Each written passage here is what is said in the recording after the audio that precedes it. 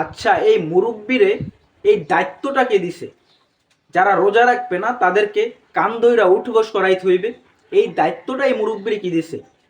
এই যে এরকম দেখতেছেন না দাড়ি টুপিওয়ালা, এরা হইল ইসলামের সবচেয়ে বড় শয়তান।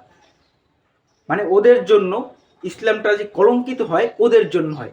এই যে মুরব্বী, ওর কে দায়িত্ব দিছে যে রোজা রাখবে না তার কান ধরে উঠাবস করাইতে হইবে? এরা হইল যে বড় শয়তান। আমাদেরকে নবী রাসূল কোনো সময় এটা আমাদেরকে শিখাইছে যে কাউ যদি আল্লাহর পথে না আসতে চায়, কাউ যদি আমল না করে, তাইলে তাকে নির্যাতন করতে হইবে? এটা কি আমাদের কোনো নবী রাসূল কাউ শিখাইছে?